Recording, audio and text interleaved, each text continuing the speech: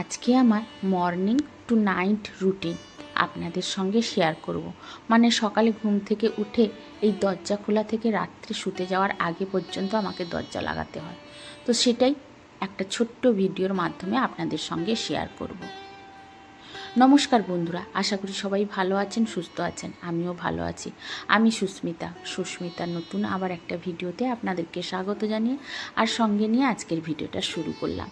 ভিডিওটা দেখতে থাকুন, আশা করি একটু হলেও হয়তো আপনাদের ভালো লেগে যেতে পারে। তো এই যে দেখুন, ঘুম থেকে উঠে ছাদ থেকে নিচে নেমে প্রথমেই কিন্তু দুটো গেট আমাকে খুলতে হয়। প্রথমেই দরজাটা খুলে দিলাম। আর দরজাটা যখন খুলতে আসি তখন এই গণেশ ঠাকুরের মুখটা দেখলে কী যে ভালো লাগে কি বলবো। এত সুন্দর মুখটা এই দরজায় দুদিকে আছে, বেশ ভালোই লাগে। মনে হয় যেন সত্যি আমার ঘরের মুখে একদম গণেশ ঠাকুর যেন বসে আছে। তো যাই হোক, এই দরজাটা খুলে আবার সামনের গেটটাও খুলে দিলাম, তার সঙ্গে সামনেটা ঝাঁটাও দিয়ে দিলাম। আর আমার এই তালাটা না এই বৃষ্টির জল খেয়ে খেয়ে নষ্ট হয়ে গেছে, মানে খুলতেই চায় না, এতটা কষ্ট হয়। মাঝে মাঝে খুলে যায়, আবার মাঝে মাঝে খুলতে চায় না। তো যাই হোক, অনেক কষ্ট করে খুলেছি আজকে, খুলতেই চাইছিল না আজকে, খুলে দিয়েছি অনেক কষ্ট করে। তো তারপরে আজকে ভাবলাম সকাল সকাল একটু ঘরটা মুছে নিই। আসলে আমাদের এই যে দোকানে কাজ হয় না, দোকানের বাচ্চা বলুন বা আমার কর্তামশাই বলুন, ওরা যখন কাজ করার সময় হাঁটাহাঁটি করে ঘরের ভেতরে, পুরো পা কালো করে কিন্তু হাঁটাহাঁটি করে। আসলে কিছু করার নেই, আমাদের তো দোকানে কালোরই কাজ হয়, তো পুরো ঘরটাই বলতে গেলে কালো হয়ে যায়। তো আজকে ভাবলাম একটু কালো বেশি হয়ে গেছে, মানে 3-4 দিন হলো, পুজোর আগে মুছেছিলাম, তারপরে আর মোছা হয়নি। তো ভাবলাম আজকে মুছেই নিই, এখন অনেকটাই সকাল, মুছে যাবে। তো ফ্যানও এদিকে লাগিয়ে দিয়েছি, তাই জন্য কিন্তু মুছে নিলাম। আর এই যে সোফাটা দেখছেন না, এটা কিন্তু বন্ধুরা সোফা কাম বেড। বাড়িতে মিস্ত্রি এনে করেছিলাম সপ্তপ্লাইয়ের কাজ, তার সঙ্গে খাটটাও মানে এই সোফা কাম বেডটাও বানিয়েছিলাম। কিন্তু একটা খারাপ হয়েছে কি জানেন তো, এই যে মাথাটা দেখতে পাচ্ছেন সোফার, তো এই সোফার মাথার ডিজাইনটা না মিস্ত্রি ঠিক মতো করতে পারেনি। তো করার সময় অনেকটাই আমি ঝগড়া করেছিলাম। আসলে আমার বড়মশাই আমার সঙ্গে ঝগড়া করবে, কিন্তু বাইরের লোকের সঙ্গে ঝগড়া করতে জানে না।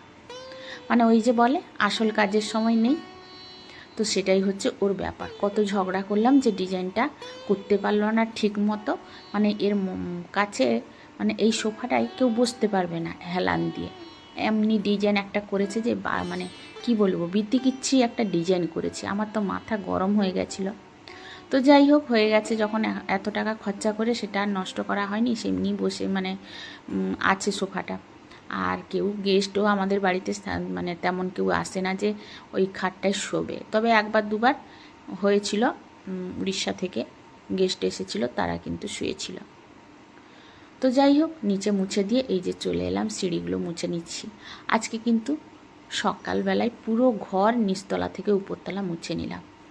আর এই যে দেখুন, আমি মোটামুটি নিচতলা সিঁড়ি মুছে চলে এসেছি। মেয়ের এখনও ঘুম ভাঙেনি। মেয়ে কেন, কর্তামশাইও এখনও ঘুম থেকে ওঠেনি। তো মেয়েকে ডাকছি, মোটেও সে উঠছে না। তবে এখন ঘড়ির কাঁটায় এই 6:45 বাজে, এখনও উঠছে না। তো যাই হোক, ও শুয়েছে, শুয়ে থাকুক, আমি কিন্তু ঘরটা মুছে চলে যাব, কারণ আমার কাজ তো থেমে থাকবে না, পড়েই থাকবে। তো তারপরে কিছুক্ষণ পরে কর্তামশাই যখন উঠেছে, তখন এই যে চা করে নিয়ে যাচ্ছি, কারণ কর্তামশাই ঘুম থেকে উঠে পড়লে আগে চা করে দিতে হবে।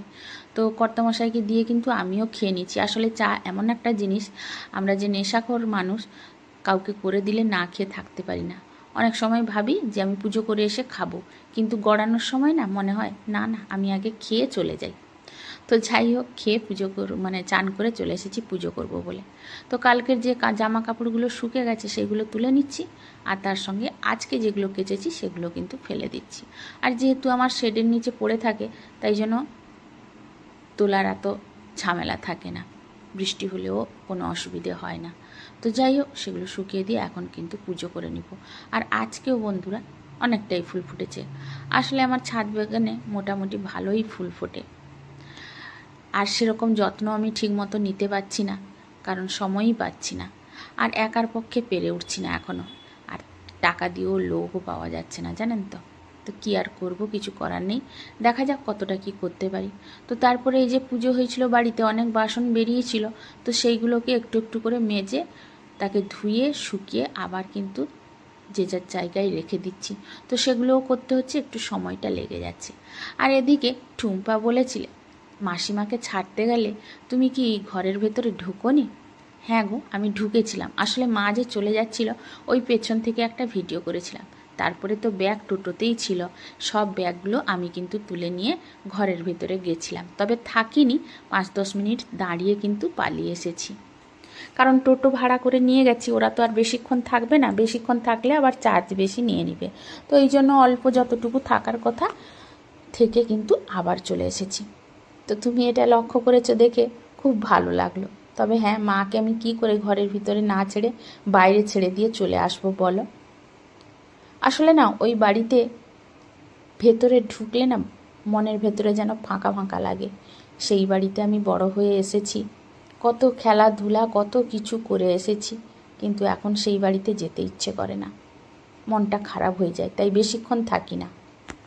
তো যাই হোক, মাকে কিন্তু আমি ঘরের ভিতরে ঢুকে কথা টথা বলে ছেড়ে তারপরে এসেছি।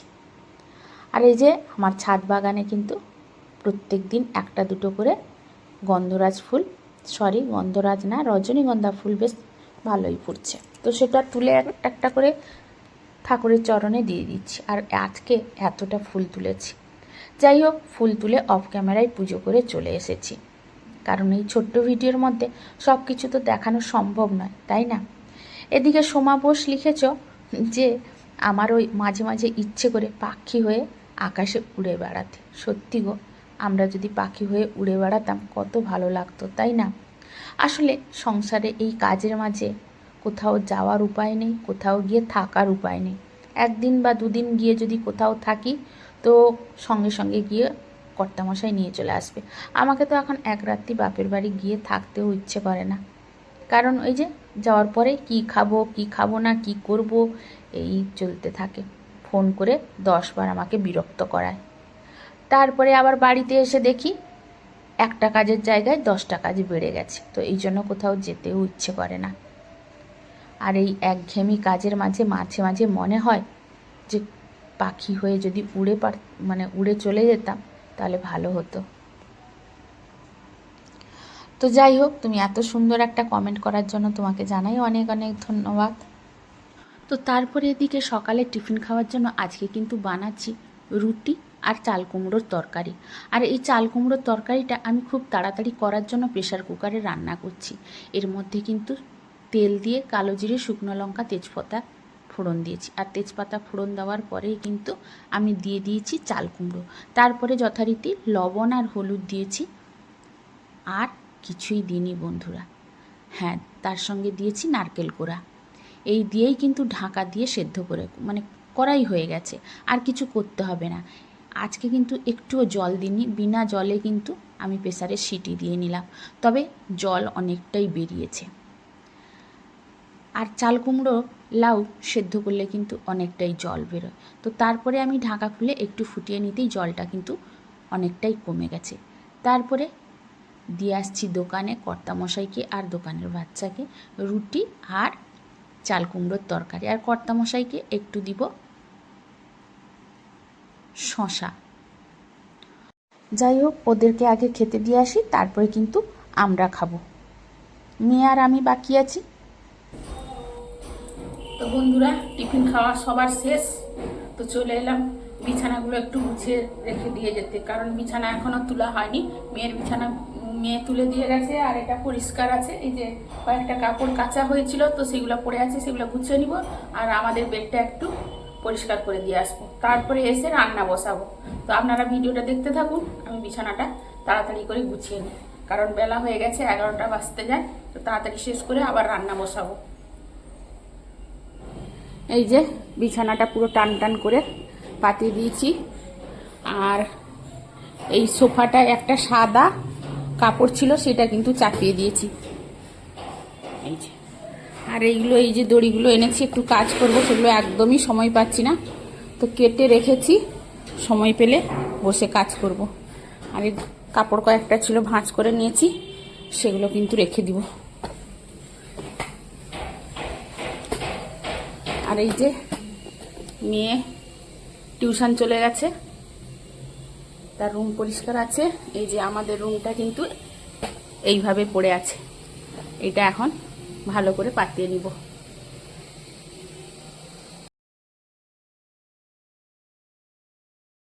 তো এই যে দেখুন বিছানাটা পুরো ঝাড়া হয়ে গেছে, টান টান করে একদম পেতে দিয়েছি, আর পুরো রুম একদম ক্লিন করে নিচ্ছি। আর এই যে বোতলগুলো জল খালি হয়ে গেছে, এগুলো কিন্তু জল ভর্তি করে রাখবো, কারণ আমি না ঢুকালে কেউ ঢোকাবে না। আর এখন ঘড়ির কাঁটায় বাজে 11টা 10, এবার কিন্তু রান্না বসিয়ে দিতে হবে, না হলে দেরি হয়ে যাবে।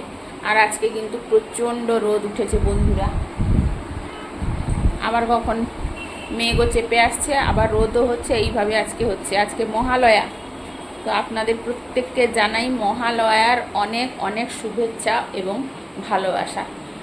তো তারপরে বন্ধুরা রান্নাটা আর শেয়ার করতে পারলাম না, কারণ মেয়ে ফোনটা নিয়েছিল ওর পড়া তুলবে বলে, তো সেই জন্য কোনো রান্নাই আপনাদের সঙ্গে শেয়ার করতে পারিনি। তবে তরকারি কি হয়েছে সেটা কিন্তু অবশ্যই এক ঝলক দেখিয়ে দিব। তো তার আগে রান্না করার পরে গ্যাস ওভেন টপ কাউন্টার সব কিন্তু ডিপ ক্লিন করে নিচ্ছি। আর চিমনিটাও কয়েকদিন ধরে মোছা হয়েছিল না, ভাবলাম একটু মুছেই নিই আজকে। তবে পুরোটা মুছিনি, এই ওপরের পোর্শন একটু মুছেছি আর ভেতরে অল্প একটু মুছে নিয়েছি। তো সেই মোছা হয়েছে। তারপরে এই যে দেখুন তরকারি বলতে এগুলো হচ্ছে আমাদের এখানে নোনা মাছ বলা হয়, তাকে ভাজা করেছি, মাছের মাথা ছিল, তাকে একটু আলু বেগুন দিয়ে চচ্চড়ি করেছি, আর একটু লেবু দিয়ে টক করেছি। এই হয়েছে দুপুরের মেন, বেশি কিছু করিনি কারণ খেতে তো খুব অল্প লোক। তো তারপরে একদম আপনাদের সঙ্গে সন্ধেবেলায় দেখা করছি। গুড ইভিনিং বন্ধুরা, সন্ধে হয়ে গেছে কিন্তু। তো সন্ধেবেলায় আপনাদের সঙ্গে দেখা করছি, আর আপনাদেরকে সঙ্গে নিয়ে এখন থেকে আবার ভিডিওটা শুরু করলাম। আর এখন বানাবো একটু আলুর পরোটা। তো সেটা আমি কিন্তু সব সময় আলাদা আলাদা রকমভাবে বানাই, তো আজকে কিভাবে বানাচ্ছি সেটা একটু আপনাদের সঙ্গে শেয়ার করব। তো ভিডিওটা দেখতে থাকুন, আশা করি আপনাদের ভালো লাগবে। তো দেখুন কি কি জিনিস দিয়ে আমি আজকে আলুর পরোটাটা বানাচ্ছি। তো এই যে দেখুন আলুটা সেদ্ধ করে কিন্তু ম্যাশ করে নিয়েছি। তো কি কি দিব তার মধ্যে এটা দেখুন, এই যে এটা হচ্ছে জোয়ান, এটা হচ্ছে শুকনো আদার গুঁড়ো, এটা হচ্ছে হোয়াইট পেপার পাউডার, আর এটা হচ্ছে চিনি একটু দিয়েছি, এই যে এটা হচ্ছে চিলি ফ্লেক্স, আর এটা হচ্ছে ভাজা জিরে গুঁড়ো, এটা হচ্ছে আমার হাতে বানানো একটা মানে সব রকমের শুকনো মশলা দিয়ে একটা গুঁড়ো করা পেস্ট, আর এটা হচ্ছে আমচুর পাউডার, আর এটা হচ্ছে পানিপুরি মশলা। আমি কিন্তু চটপটা আলুর পরোটা আজকে বানাবো। আমি কিন্তু প্রত্যেকবারই আলাদা আলাদা রকমভাবে কিন্তু আলুর পরোটাগুলো বানাই, খেতে তো ভালোই লাগে আলুর পরোটা যেভাবে বানাই না কেন, তো সেই জন্য আজকে এইভাবে বানাচ্ছি। তো চলুন এগুলো সব কিন্তু মাখিয়ে নিব। হ্যাঁ, তার সঙ্গে তেলও দিব, লবণও দেওয়া হয়নি, লবণটাও দিব। তো এগুলো সব কিছু দিয়ে কিন্তু মাখিয়ে নিই আমি। এই যে তেল আর লবণটা দিয়ে দিয়েছি, এবার কিন্তু আটা দিয়ে সব একসঙ্গে মাখিয়ে নেব।